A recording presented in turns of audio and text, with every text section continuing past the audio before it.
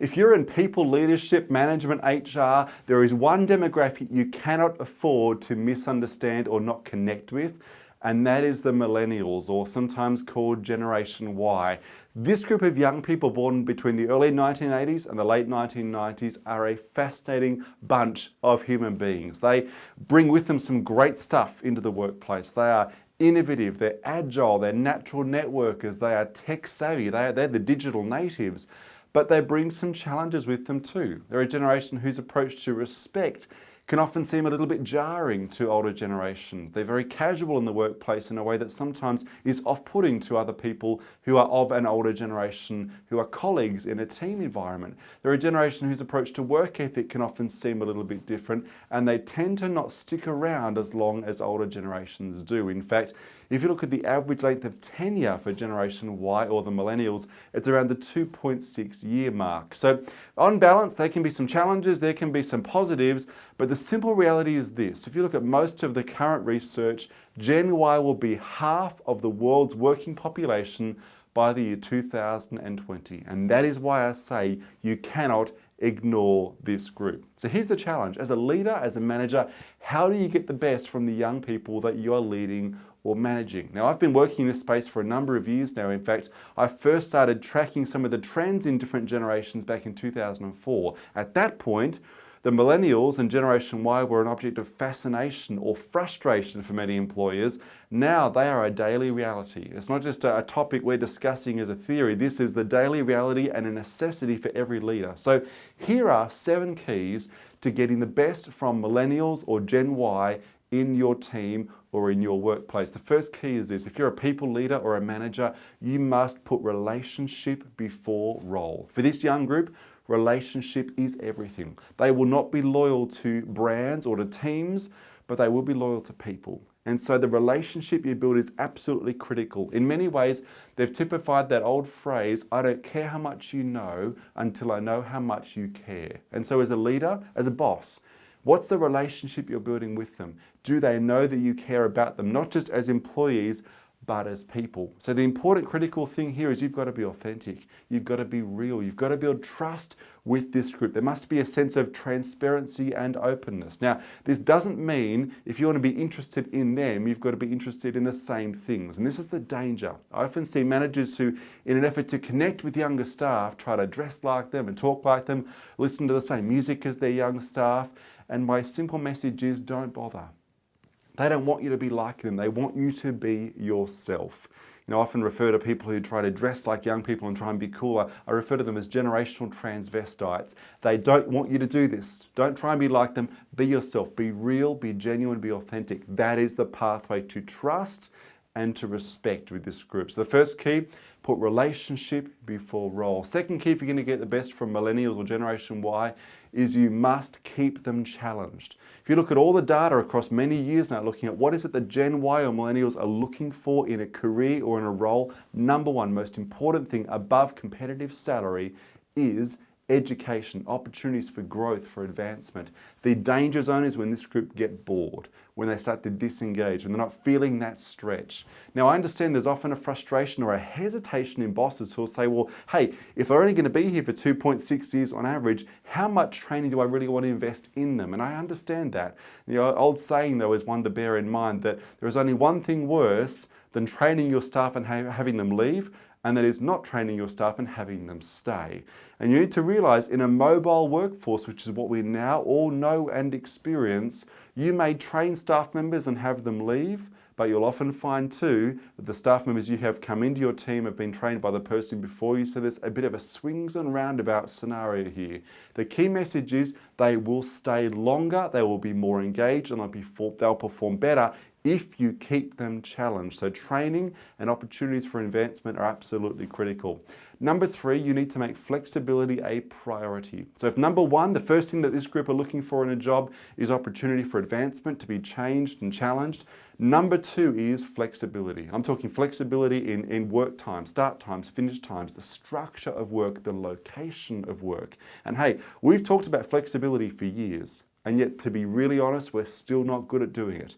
There are workplace cultures that prize and value those who turn up at a certain time and finish at a certain time and colour inside the lines. We want to make sure that you're here and visible, whether you're productive or not, is sort of beside the point.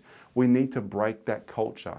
And I want to ask, what is the culture you have in your team? Do you speak the language of flexibility, but in subtle and unspoken ways punish those who try to push the envelope and develop flexible work patterns? Number four, fourth key to getting the best from Millennials or Generation Y is you need to give regular positive feedback. One of the things I see worldwide in working with leaders trying to manage young staff is a tension point where managers feel like young team members can be a bit high maintenance, always needing to be thanked or praised. This sense that they come into work in the morning and there's almost an expectation that the boss will say, hey, thank you for being here today. We're so grateful you've arrived. And employers that I speak to will say, why do I have to thank them? I pay them to be here. And the reality is you do have to thank them. This is a generation who've been raised in an era we now dub in retrospect the era of self-esteem. They have been told their whole lives, you're special, you're magnificent, you're unique. And so they've become accustomed to receiving extrinsic, external praise and validation. In fact, some research done a few years ago asked millennials how often they wanted praise from their boss. Now, 60% said once a day. 35% said 2 to 3 times a day would be even better, if that's okay. So you may find that jarring and think, well, are you serious? Do they really need that much encouragement and praise? The simple answer is yes. And so you may find that you need to dial it up a bit and give a whole lot more very clear, deliberate, positive feedback to this group because they're looking for it. Number 5, fifth key to getting the best from this group is to embrace their ideas.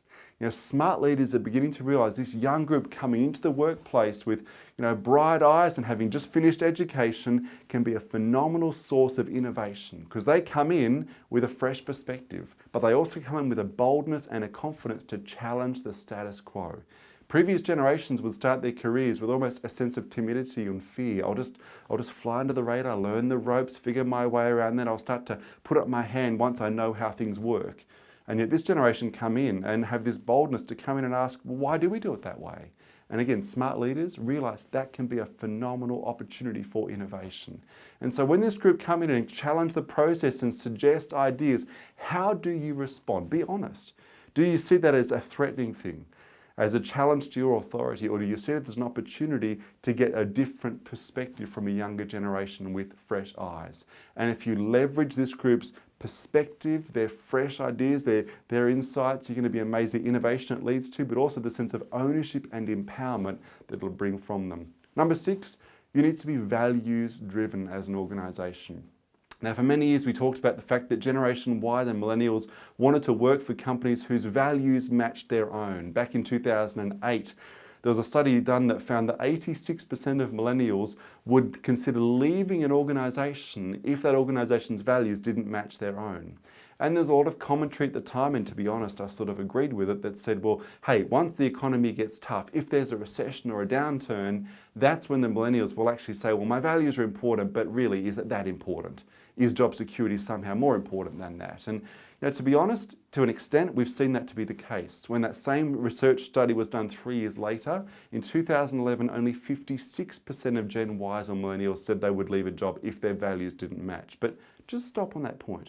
More than half of them would be willing to forego a role that is satisfying in every other way, that has a good pay packet, that is secure and predictable if that company's values don't match their own personal values. And so what are the values of your organisation? Do you live them out? And do you actually have opportunities for this younger generation to express their values and make sure there's a values match? So for this group, that is absolutely critical. Number 7, final key, if you want to get the best from this group, you need to adopt the role of coach. This is a generation who, despite the fact that they can seem very confident and outward going in the sense they've got it all together, they are looking for mentoring. They're looking to learn from the wisdom of older generations if that wisdom is shared in a constructive and a respectful way. Of course, you can't start with a when I was your age routine. But mentoring for this group is critical. They're looking for it. And yet the sad thing is, well over a third of them report that older generations seem disinterested or unwilling to engage with them in the workplace. how do we break that culture? How do you set up an environment where older generations can impart some of that wisdom to young people, and hopefully reverse mentoring then occurs where some of the things younger generations bring will sharpen the older generation as well? Because I guess this is the key message. Every generation has something to offer, particularly this millennial generation who come in with that sense of energy and enthusiasm. Your role as a leader is to harness that energy, harness that enthusiasm, and get the very best from this group.